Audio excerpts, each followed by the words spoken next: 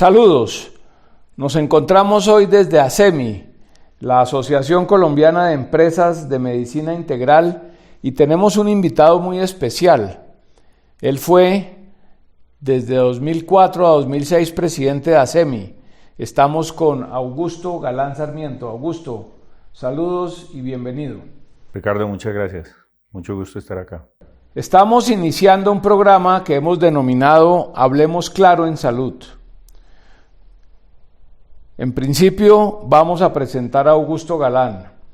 Él es el actual director del Centro de Pensamiento Así Vamos en Salud. Es cardiólogo de la Escuela Colombiana de Medicina, hoy Universidad del Bosque.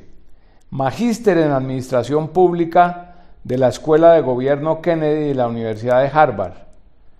Tuvo estudios complementarios en cardiología no invasiva en Baylor College of Medicine de Houston y estudios en economía de salud de la Universidad del Rosario. A nivel público, además de ASEMI, se ha desempeñado como ministro de Salud y embajador de Colombia ante la UNESCO. Augusto, estamos en una etapa muy importante de la historia y del devenir colombiano y se habla de la reforma a la salud. Quisiera arrancar contigo. Tú, en los comienzos de la Ley 100, ¿cómo era el sistema de salud antes, hace 30 años, y cómo lo es desde ese momento en que se crearon, entre otras instituciones, las EPS? Pues mira, yo creo que un tema importante de esa pregunta tiene que ver con que hoy muchas personas miran la foto de hoy del sistema de salud, pero no conocen la película.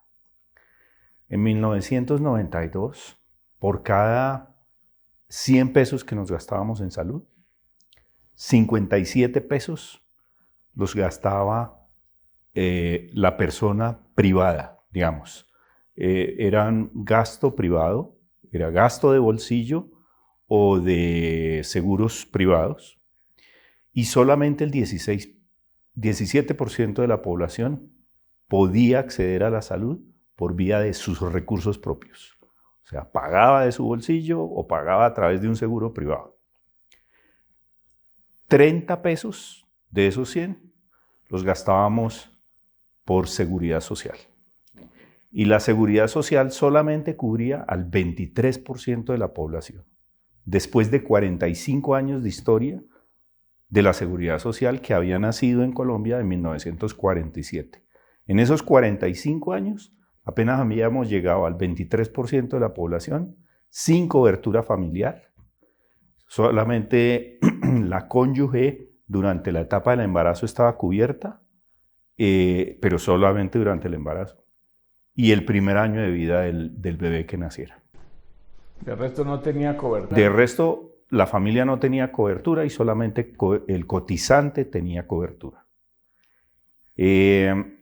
Y los 13 pesos restantes los utilizaba el sector público para atender al 60% de la población en hospitales públicos y en centros y puestos de salud. Con muchos problemas. Con todos los problemas. O sea, en esa época, pues historias múltiples. O sea, un niño con cardiopatía congénita no podía ser atendido. Sencillamente, si no tenía la plata o pertenecía, pero no podía pertenecer al Seguro Social, no estaba afiliado al Seguro Social. Entonces, generalmente no había esa cobertura, por ejemplo, en eso. Los pacientes renales crónicos terminales. Imposible, no había atención. La inmensa mayoría se quedaban sin ningún tipo de atención. Se les colocaba una venoclisis y se les... Vivían aislados. Tensiones mínimas. Hoy, pues, la situación es muy distinta. O sea, el panorama era muy distinto. Una gran inequidad. Los hospitales públicos, por ejemplo, los presupuestos eran presupuestos históricos. Entonces, ¿qué ocurría? El septiembre negro era todos los años, en ese mes del año, en septiembre, la crisis hospitalaria. ¿Por qué septiembre? Porque los desembolsos del gobierno central se retrasaban. La ejecución presupuestal iba lenta en el primer semestre del año y empezaba a acelerarse hacia finales del año. Entonces, el grueso de los recursos los recibían los hospitales en los últimos 3 meses. Tarde, pero adicional a eso con un incentivo muy perverso. Y era que, como eran presupuestos históricos, si tú como director del hospital generabas superávit, te lo recortaban en el presupuesto del año entrante. ¡Ah, le sobró la plata! El año entrante le doy menos. El año entrante le doy menos. Entonces el incentivo era a lo contrario, al gasto deficitario, a gastar más plata. Entonces era un gasto muy ineficiente que se ejecutaba en los últimos 2-3 meses. Entonces no había, era insolidario, pues muy pocos tenían las atenciones, todas las atenciones que necesitaban, y muchos no tenían atenciones o tenían unas atenciones muy precarias. Esa era la realidad. Esa era la realidad. Ese panorama que menciona sobre la salud, digamos, antes de la ley 100 en salud, ¿cómo es hoy ese panorama a grandes rasgos? ¿Cómo está la cobertura? ¿Cómo está la atención? ¿Cuántos afiliados? Ese panorama de atención en salud en Colombia. Ese panorama de 57, 30, 13, digamos, como estaba distribuida el financiamiento, pues el gran logro que nosotros hemos alcanzado como sociedad en los últimos años o desde entonces es ese fondo común solidario que se constituyó. O sea, las platas, digamos, de las cotizaciones de la seguridad social y las platas del Estado se juntan hoy y desde entonces y se han venido creciendo en un fondo único común solidario, en donde el subsidio, hay subsidios cruzados en la financiación, de tal manera que quien tiene más recursos aporta más para obtener lo mismo. Todos, digamos, el paquete de beneficios busca ser igualitario para todos los ciudadanos, no importa la forma como accede a la seguridad social en salud. Esto que mencionaste al comienzo, el 57, ¿eran qué? Eso era 57 pesos de cada 100, sí, era gasto privado. Okay. 30 pesos de cada 100 era gasto de seguridad social. Y 10 pesos, 13 pesos de cada 100 eran gastos públicos. Hoy tenemos un 76% de gasto público y de seguridad social y un 24% de gasto privado y gasto de bolsillo. Eso es un logro social muy importante porque la seguridad social lo que busca es proteger a la población ante las contingencias y mitigar sus riesgos. O sea, eso lo que está diciendo es que de cada 100 pesos en gasto en salud, casi 80 lo provee un aseguramiento. Lo provee un aseguramiento público, se financia con recursos públicos y recursos de impuesto a la nómina que son para fiscales, son también recursos públicos. Ese es casi el 80%. Y el resto es el gasto de bolsillo de cada colombiano dentro de ese aseguramiento.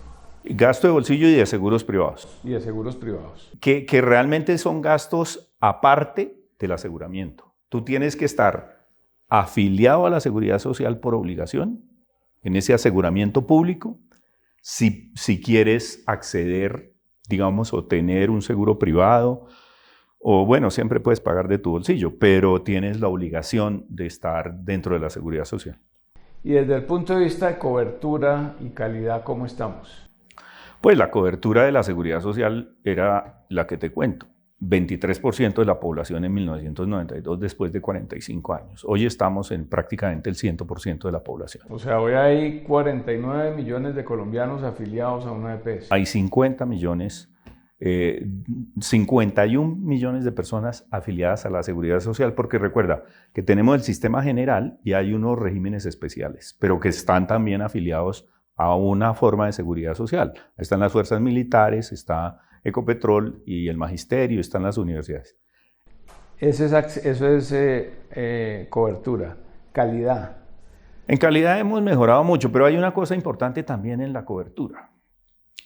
la población colombiana ha crecido un 50% con relación a la población que había en 1992. O sea, 17 millones de personas ha aumentado la población colombiana en estos 30 años. Entonces, adicional a haber llevado la cobertura a toda la población, la ha llevado somos más. Somos un 50% más de lo que éramos en 1992, 1992.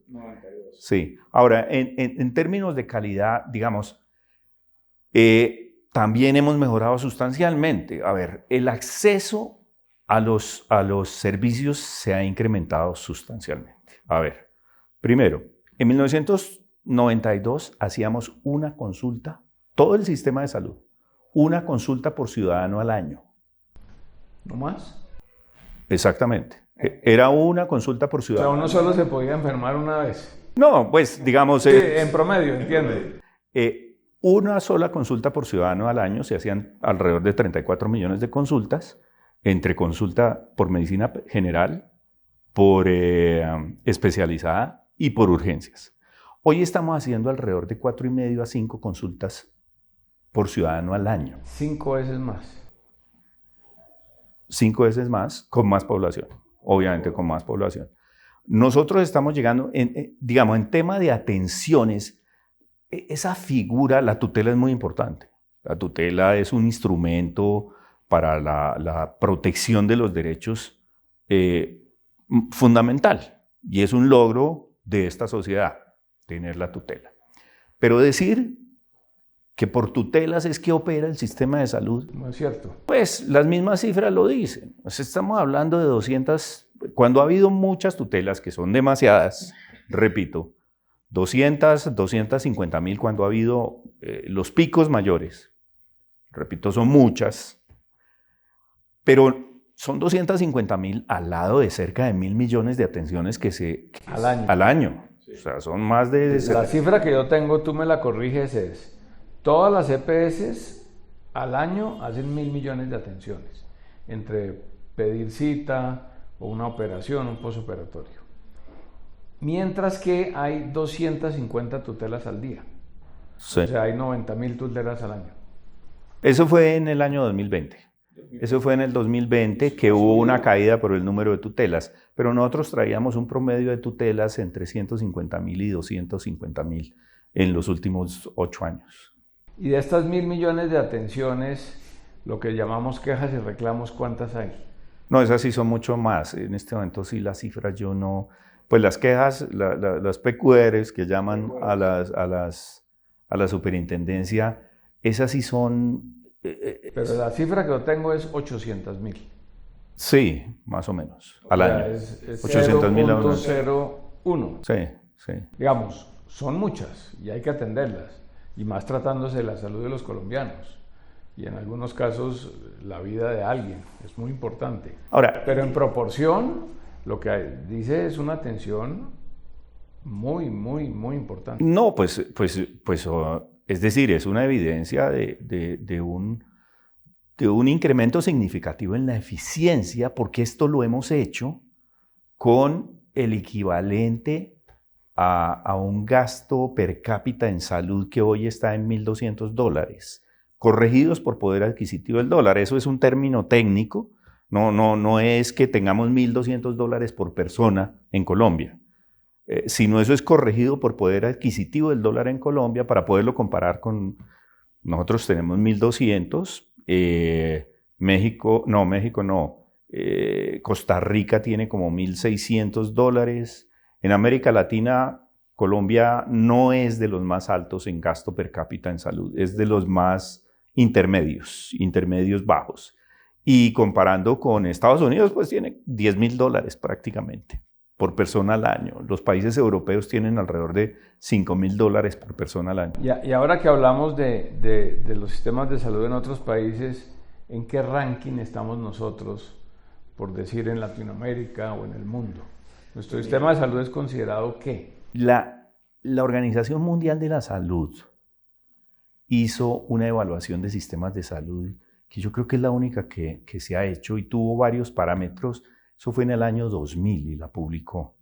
En ese momento, en ese momento, Colombia en esa evaluación que tenía aspectos de acceso, tenía aspectos de financiamiento, tenía diferentes aspectos en la evaluación, ocupó el primer puesto en América Latina. Ave María, ¿qué año? Era año 2000, de acuerdo a la Organización Mundial de la Salud. Y ocupaba en ese momento el puesto 22 de esa evaluación en el ranking mundial, el puesto 22. Esa noticia pasó totalmente desaparecida en Colombia. Pero ahí está el estudio de la Organización Mundial de la Salud. Colombia es un país referente en América Latina en el desarrollo de su sistema de salud. Aquí, pues, en el escenario internacional, están preguntando y están debatiendo lo que ocurre en Colombia. Y hay en América Latina, pues, expertos y conocedores que admiran lo que hemos logrado, con todas las dificultades. Yo creo que una de las cosas que yo he aprendido, Ricardo, con este tema de la salud, es que los retos de la salud no se solucionan, evolucionan. Sí, hay que manejarlos, hay que darles... Van evolucionando esos retos porque la realidad es que las necesidades de la sociedad cambian.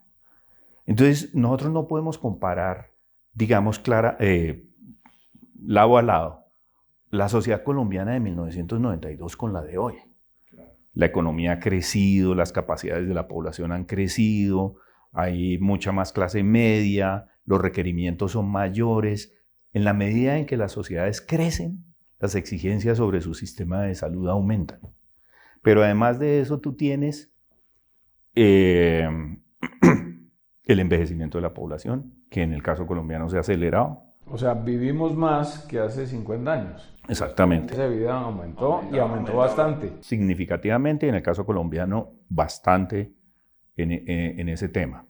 En segundo lugar, las migraciones y el desplazamiento, el urbanismo, los desarrollos tecnológicos de la medicina, en términos de medicamentos, en términos de dispositivos, la autonomía médica, que aquí la han interpretado como un derecho, y para mí es una prerrogativa que la sociedad nos concede a los médicos para que les ayudemos a proteger la salud de la población. La injerencia del aparato judicial en las decisiones de salud, que no es solamente en Colombia, ¿no? Aquí pensamos que la tutela solamente ocurre en Colombia. No, cada vez más en otros países. La llaman amparo en otros países, pero existen decisiones jurídicas sobre los sistemas de salud que presionan los sistemas de salud, las enfermedades emergentes, las reemergentes. Acabamos de vivir una enfermedad emergente, la pandemia, y mire lo que nos hizo. ¿Sí? Nos están diciendo las enfermedades infecciosas, no se olviden de nosotros, aquí seguimos, aquí estamos, ¿no? No solamente son las crónicas. Entonces, todos esos factores hacen que los sistemas de salud tengan que evolucionar. Uno escucha a los países más desarrollados sobre sus problemáticas de salud y uno dice, oiga, pero esto es básicamente lo que nosotros vivimos, pero en otro estadio, en otro momento. Entonces, los sistemas de salud tienen que evolucionar también. Y yo creo que esa es una parte que... Hablemos de eso, Augusto. En estos momentos en Colombia se habla de reformar el sistema de salud. El gobierno está liderando ese aspecto y ya hay un debate nacional. Para ti, ¿qué aspectos hay que mejorar? ¿Qué aspectos hay que reformar? ¿Cuáles son las líneas gruesas de ese cambio que quizás se venga? Sí, yo creo que nosotros, digamos, siendo muy objetivo y equilibrado, tratando de ser muy objetivo y equilibrado, los últimos 30 años hemos avanzado mucho en seguridad social, en salud y en protección económica ante los riesgos de la enfermedad para las personas. Pero hemos descuidado la salud pública. Y yo creo que ese es un tema que tenemos que entender bien. O sea, la salud pública, ¿y a qué me refiero para hablarlo más específicamente? La brecha entre la salud rural y la salud urbana. Ahí hay una brecha significativa. en la ruralidad colombiana. La atención en salud es mucho menos...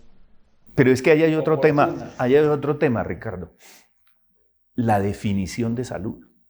Ese es uno de los aspectos que tenemos que trabajar en Colombia. Tenemos que desmedicalizar la salud. O sea, nosotros le gastamos el 90% de nuestro tiempo y nuestros recursos a lo que produce el 10% de la salud de un individuo, o sea, que son la Organización de Servicios de Salud.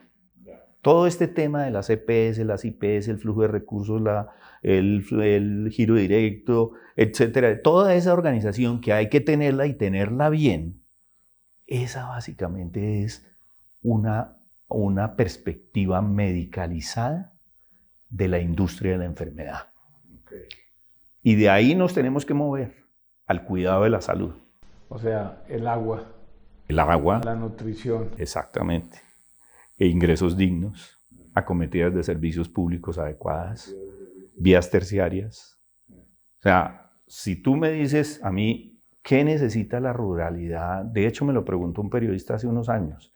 Y cuando le contesté quedó desolvido. Al final cuando estábamos terminando el acuerdo, cuando el país estaba terminando el acuerdo de paz, me dije, bueno, y para la salud, para esas regiones, y empecé. Vías terciarias, agua potable, alcantarillado, disposición discreta adecuada, seguridad alimentaria, ingresos dignos, y el tipo me miró como diciendo, ¿usted de qué me está hablando? Hablemos de salud. Hablemos de salud. Y ¿usted me quiere preguntar es por los hospitales? Esos vienen después. O sea, es prioritario para esas regiones y si queremos equilibrar la cancha en la ruralidad, tenemos que trabajar. Eso desde la perspectiva del sector salud es lo que llamamos determinantes sociales de la salud, que a veces no lo hemos podido explicar bien. Y a veces desde el sector salud se piensa que es que nosotros tenemos que hacer eso. No, eso no le corresponde al sector salud. Eso le corresponde al Estado, al gobierno, a las políticas públicas. A los demás sectores, al que le corresponde. O sea, el medio ambiente lo tiene que proteger el que debe proteger el medio ambiente. Pero el medio ambiente es vital para la salud de un individuo. Es fundamental. El 90% de la salud de un individuo depende de su comportamiento humano y del medio ambiente en el que vive. El 90% de la salud. Entonces le tenemos que poner atención, y eso tiene que ver todo con la salud pública, porque la salud pública al final de la jornada no es un tema de medicamentos. Eso es parte del tema. Repito, nosotros necesitamos tener muy bien organizados los servicios de salud para cuando la persona se enferme, recupere su salud. Pero la salud es mucho más que eso. De acuerdo, pero centrémonos un momento en esa parte institucional de la salud. Las EPS, hay que reformarlas, hay que mejorarlas. ¿Qué papel juegan las EPS en este modelo? A ver, yo creo que lo que se ha logrado todos estos logros de ampliación de la cobertura, del fondo común, de la equidad, de la búsqueda de la equidad, de la seguridad para la población de tener un paquete de beneficios y alguien que le organice la atención en salud. Todo ese logro muy significativo no se hubiera alcanzado si no hubieran existido las EPS. O sea, eso para mí es así de sencillo. Muy vilipendiadas, pero y a veces con bastante razón, porque han dado razones para que también se les señale, pero por el otro lado, la demostración es que hay muchas muy buenas que lo hacen bien y que lo trabajan bien y que Entonces hemos logrado desarrollar una institucionalidad muy importante y me parece que en eso han jugado un papel muy significativo las EPS. Y más allá que el nombre de la EPS o lo que sea, es la figura que haga la gestión de riesgos. Okay. En un principio las EPS tenían que hacer el proceso de afiliación, desde la afiliación, el recaudo, etcétera, etcétera. Eso cada vez más se ha institucionalizado por otra vía y la necesidad de las EPS en esos aspectos cada vez es menor. Digamos, inclusive en el manejo de la plata, para hablarlo claramente, o sea, de los pagos y eso, ya hay bastante que se hace por giro directo desde la ADRES a los prestadores. Entonces, ahí no parecería que hubiera, digamos, una necesidad, pero me parece que la discusión se debe centrar en si ese papel de gestor de riesgos, gestor de riesgo en salud, gestor de riesgo financiero, auditoría, digamos, o seguimiento a la pertinencia en la atención, ese comprador inteligente que debe ser la EPS, ese representante del usuario, de la persona, esa figura, ese rol y ese papel, alguien lo debe cumplir, alguien lo debe tener, ¿no? O sea, lo debe realizar. Y eso ocurre en todos los sistemas de salud, con nombres distintos, ¿sí? Y a veces con un énfasis en unos tipos de funciones que otros, pero todos los sistemas de salud lo tienen. Entonces, esa es la pregunta. Yo sí creo que ese papel lo tiene que seguir desempeñando alguien. Sí, los resultados son evidentes, dijéramos, no solo desde el punto de vista de la cobertura, también de la calidad. Hay que cerrar brechas, la brecha urbano-rural, sin duda, quizás otras, en la medida en que la población colombiana se hizo, digamos, más vieja, pues son personas que demandan mejores y más atenciones en salud. Las personas mayores demandan mucho más que las personas jóvenes. Entonces, digamos, desde el punto de vista de la evolución, como tú lo dices, yo lo entiendo. Pero la arquitectura institucional, digamos, ha dado resultado. Las EPS, las IPS, los hospitales, ¿no? Hay gente que dice, tú me dirás, que las EPS son intermediarios financieros. No, eso no son las EPS. Las EPS cumplen una función de gestión del riesgo de manera muy importante. Y deben cumplirla mejor. O sea, deben, pues, y no digo todas, hay unas y cada vez el país las va viendo más, que lo hacen muy bien y que seguramente lo pueden hacer cada vez mejor, porque también tienen la voluntad de hacerlo cada vez mejor. Hay otras que no lo han hecho así. Y yo creo que, digamos, esa área del sector, esa institucionalidad del sector, se tendrá que ir consolidando y se tendrá que ir, ¿no? Ahora, tú me preguntabas antes por el tema de calidad y yo creo que es muy válido el argumento de que cobertura no es sinónimo de acceso. Cobertura de un seguro no es sinónimo de acceso. Porque el acceso depende fundamentalmente de varios factores, pero uno primordial es de la oferta. Entonces, si tú quieres modificar el aseguramiento pretendiendo solucionar el problema de acceso, muy posiblemente no lo vas a solucionar. Tú puedes cambiar el aseguramiento, pero si no mejoras la oferta, no vas a arreglar el problema de acceso. No sé si me explico. En otras palabras, si tú cambias el esquema de seguros, de seguridad social que tiene hoy Colombia, no necesariamente eso te va a facilitar el acceso a las personas, a la prestación de servicio. Porque por el otro lado, tú tienes un déficit muy grande de oferta. Y ahí es donde radica nuestro problema de acceso en Colombia. O sea, Colombia no ha tenido una política nacional de oferta en salud. No la ha tenido, no existe. ¿Qué es una política nacional de oferta? Que tengamos definido una política, por ejemplo, nacional de talento humano en salud. Eso no existe. En tres aspectos centrales para mí, o que deben solucionar tres aspectos centrales. El primero, la pertinencia en la formación. O sea, los profesionales de la medicina. Que necesita Colombia y nuestro sistema de salud. Hablamos de atención primaria, pero no formamos profesionales para la atención primaria. ¿Sí? Hablamos de especialidades, pero no priorizamos las especialidades que nuestro sistema necesita. y que necesitamos. Entonces, ¿en qué escenario nos encontramos ahí? Más de 150 especialidades y subespecialidades médicas en Colombia, cuando los países desarrollados tienen 30 y 35. O sea, hay que especializarse más y, digamos, más dirigido, más a lo que se necesita. Hay que definir desde el...